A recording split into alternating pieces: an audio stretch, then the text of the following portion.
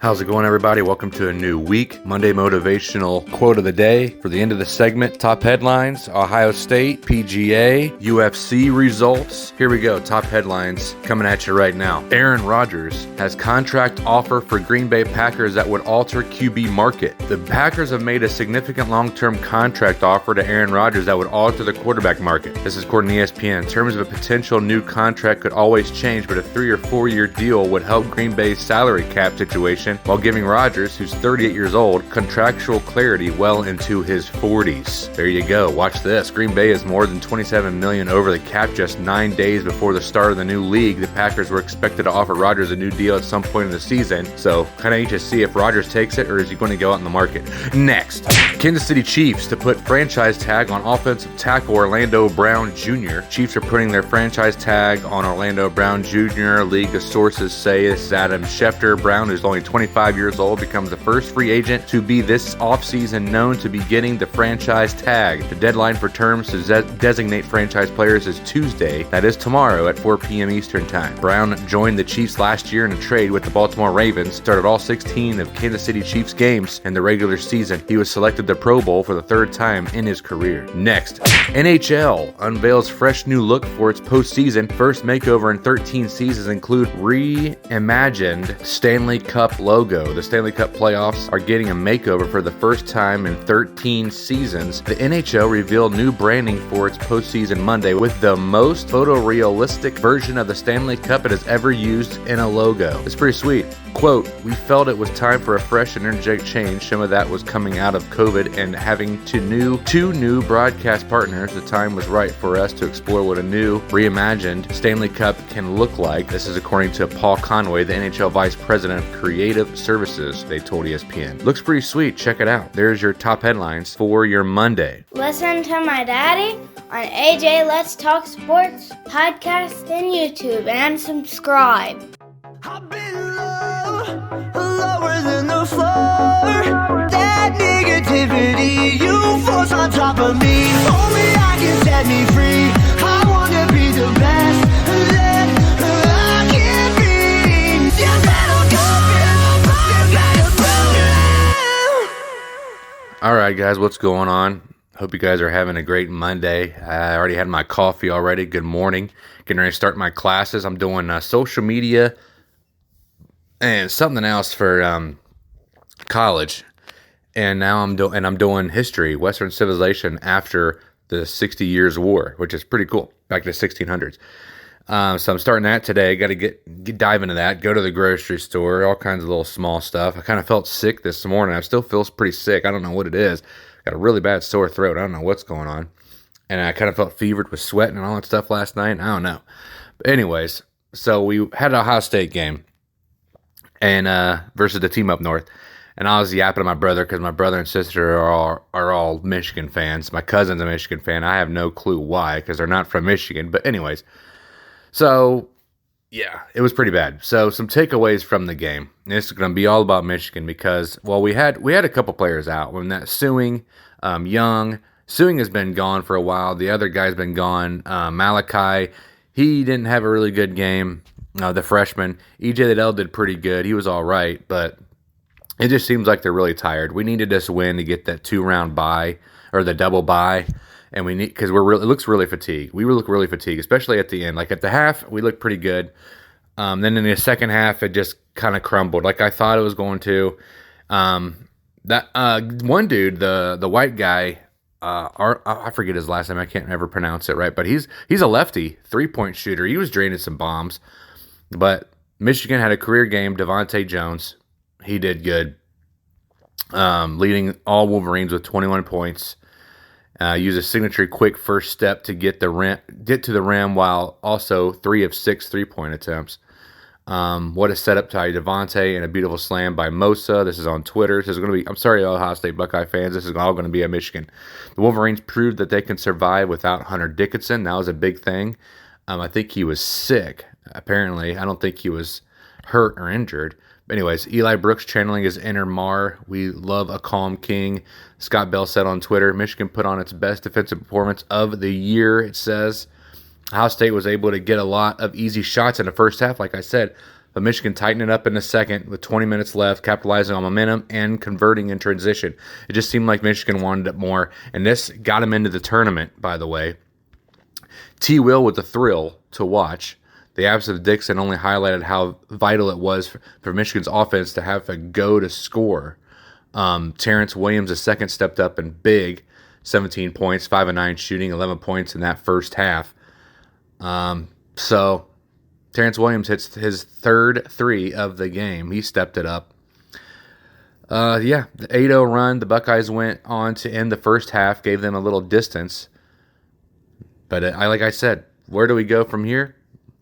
With this one, most bracketologists projected Michigan to now be firmly in NCAA tournament. That the rough stretch in January hurts them, but they're still in. Next up in Michigan basketball, Michigan seeding first round opponent revealed for Big Ten tournament.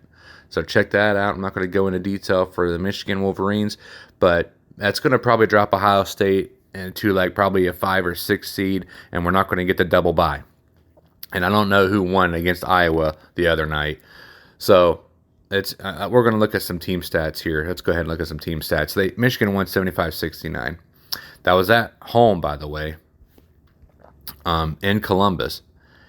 And I want to look at some team stats here and show you guys. See, usually if Ohio State is around 50% field goal percentage, they win the game. So they were 48% to 41% for Michigan. So that was good.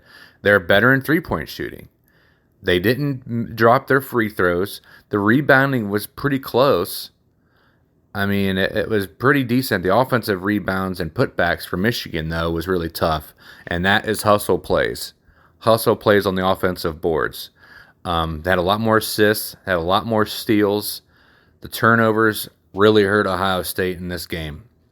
And then Michigan just took off in the second half. And that either comes with coaching, that comes with fundamentals, that comes with fatigue throughout the season. I think they played like 5 games in 8 days or something like that, Ohio State Buckeyes. So it's kind of tough to take this loss, especially against a team up north. But it's basketball. We'll get them back with Ryan Day in the football season coming up here soon. Spring game's coming up in like a couple weeks, guys. So we're getting ready to have some football coming here soon. I'm really excited about that. But, kind of disappointing loss. I don't really like watching Ohio State basketball. I'll tell you the truth. It's really disappointing. So I'll let you know that. Hopefully they turn it around in a tournament. Come on, Chris Holtman. Come on, Coach Holtman. Jeez. All right, taking a look at the PGA Tour results that I picked. Rory Mcilroy is who I picked on that one for some reason, but he tied in 13th. He dropped to a +4 in the tournament. Scheffler is the one who won it with a 5 under there at Bay Hill Golf Course, Arnold Palmer Invitational. The next is the Players, and that is this weekend. That's going to be on NBC and the Golf Channel, so looking forward to that one this weekend. All my golf people. Now we're going to take a look at the UFC Fight Night UFC 272 results. That was the main card versus Colby Covington and Jorge Masvidal. So it started off with a heavyweight fight. I didn't get to watch it. Sorry about that. I did not pay $60, $70 to $80, whatever, to watch it off ESPN Plus pay-per-view package. Sorry, sue me. I don't care. So I had Greg Hardy. He got knocked out in round 1, 216. That was fast. Kevin Holland versus Alex Olivier. Holland won in the welterweight match, and he won in round 2 with knockout in 38 seconds. So good job for that, and that's who I picked. Edson Barbosa versus Bryce Mitchell. I love Bryce Mitchell, really good Christian guy. Watched a little documentary about him on YouTube, and he actually gave back $45,000, half of his earnings, to Arkansas kids. I forget if it's feeding kids or something like that. Homeless kids, something, I forget. But featherweight match, Bryce Mitchell, look at him, 15-1. Someone to watch in the featherweight division. That went to the decision. Rafael Dos Anjos versus Ronaldo Moicano. Went to decision. I have Dos Anjos. So that's one that I picked. So actually, right now, if we're going to go, I'm 1-1, 2-1, 3-1 going into the final match. Covington versus Masvidal. I had Masvidal winning. Covington dominated in the decision. Jorge was still running his mouth at him, which is fine because I'm a street fighter myself. I like it. I love it. And I love the competition. But Colby gets the win. Just a grinder.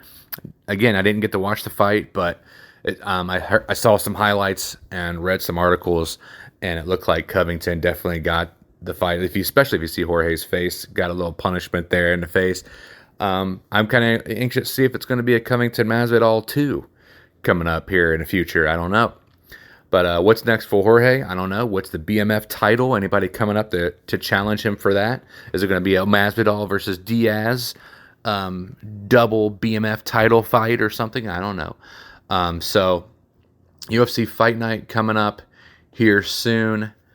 Santos versus Ankalaev. And that is coming this weekend. Thiago Santos versus Magomed Ankalaev. And that's going to be a good one too. So looking forward to that. Be able to watch it on ESPN Plus. So hopefully you guys will stay tuned for that show. Thursday is going to be NCAA March Madness show in Ohio State. That's going to be the special. And then Friday is going to be PGA and UFC for this UFC Fight Night, Santos versus Ankalaev. So really excited for that. And here we go. Motivational quote of the day coming out from Winston Churchill. Success is not final. Failure is not fatal. It is the courage to continue that counts. So I hope you guys have a great day. God bless. Tip your waitress and listen to my daughter because she's going to finish you out here. Get your sports needs at AJ Let's Talk Sports. Hope you have a good day, guys. God bless. Tip your waitress.